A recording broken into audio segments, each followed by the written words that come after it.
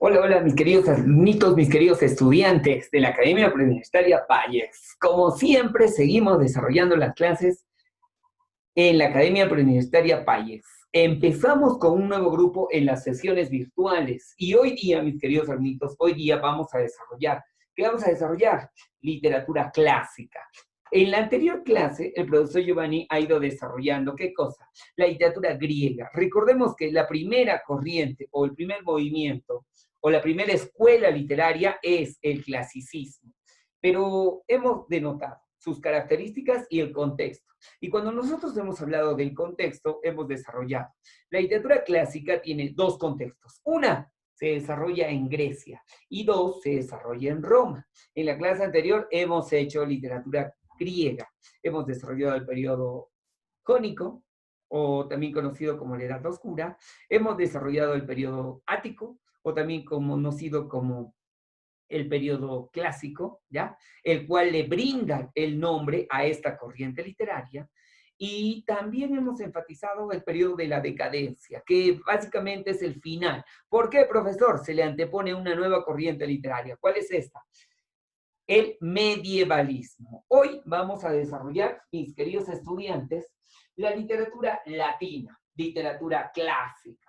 Profe, la literatura latina presenta tres épocas. Las épocas literarias que desarrolla la literatura latina son tres, como ya lo hemos desarrollado en varias ocasiones en la Academia Preuniversitaria Valles. ¿Cuáles son? Simple, pues, hijo, tú vas a poner, profe, el primero, tiene tres épocas y está la época arcaica. Ah, la época arcaica. Arcaica. El otro, profe, también está la época y se llama la época de oro. La época de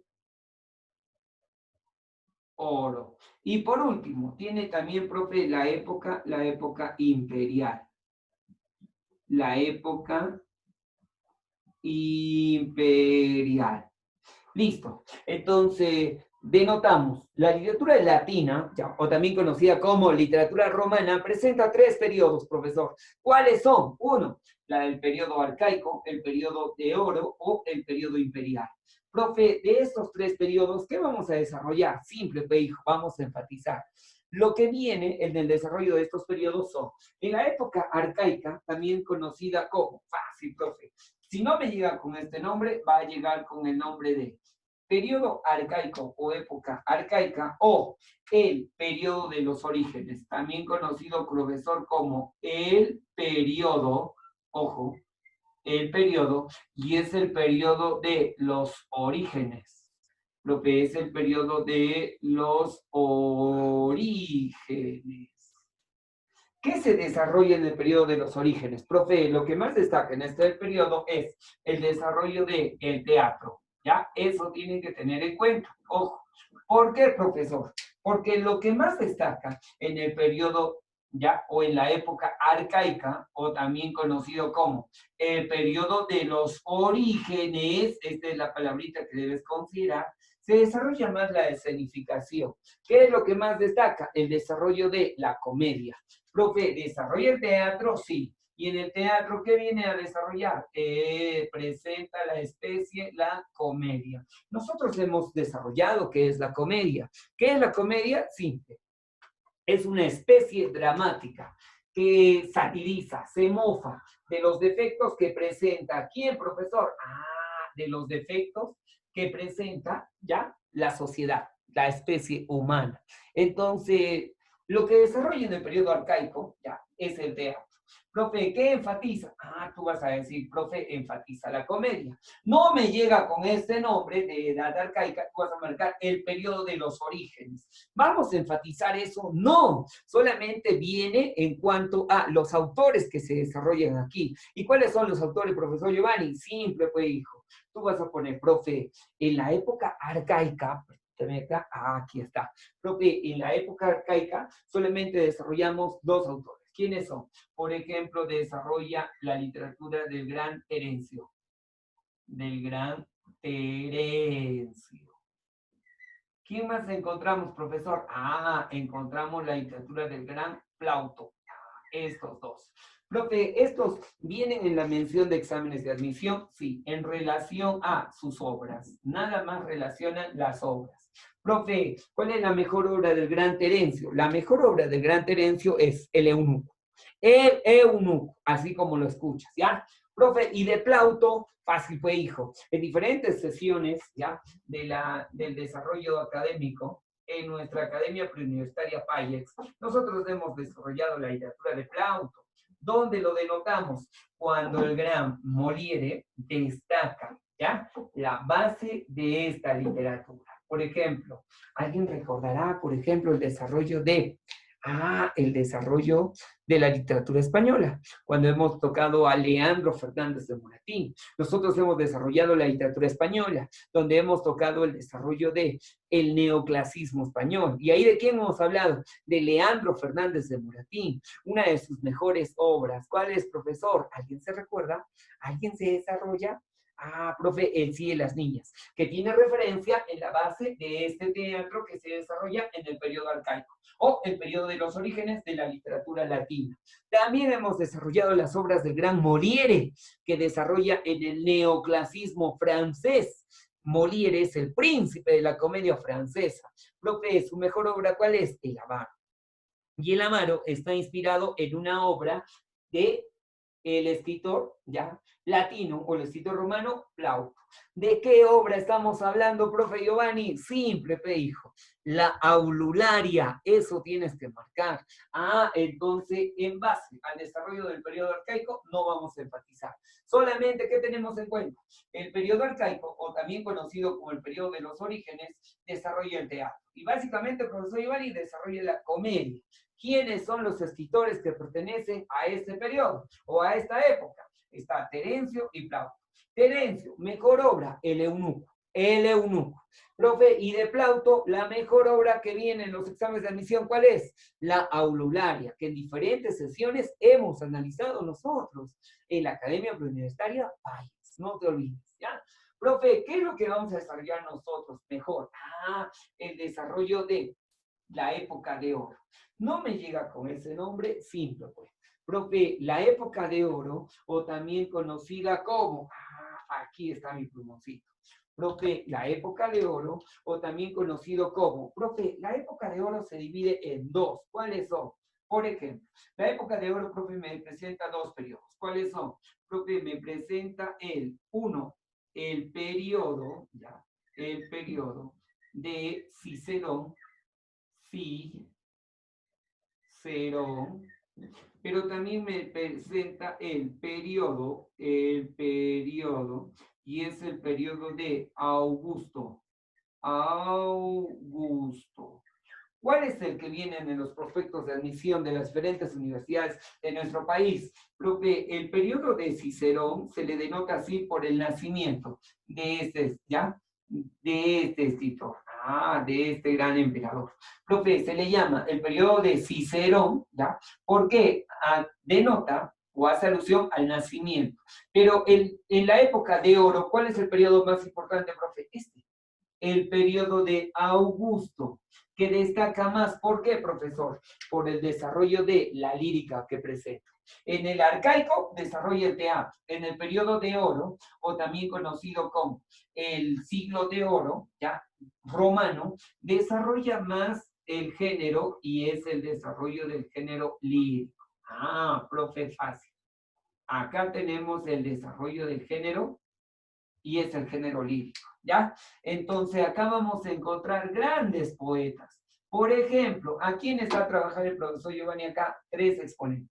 ¿Cuáles son? Uno de ellos es nombrado como el Homero romano. ¿Por qué, profesor? Es que sus obras están inspiradas tanto en el poema de la guerra del gran Homero, ¿ya? El gran Melesígenes, el padre de la literatura universal, y en su poema de la paz. ¿Cuál es, profesor?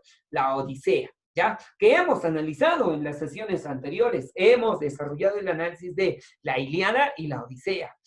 La Ilíada y la Odisea lo hicimos a través de diapositivas, ¿ya? En diapositivas que el profesor Payet se está recopilando una y otra vez para enviarles a los diferentes grupos de la Academia Preuniversitaria Payet. No te olvides, listo. ¿A quién va a trabajar acá el profesor Giovanni? Simple, te dijo, tú recuerdas.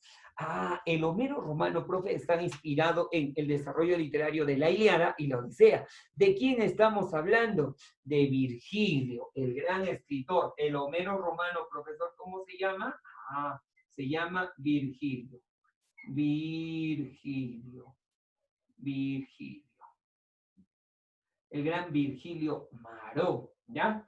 Profe, ¿es el único? No. También tenemos a dos grandes poetas. ¿Quiénes son, profesor? Por ejemplo, presenta a el gran Horacio. Horacio.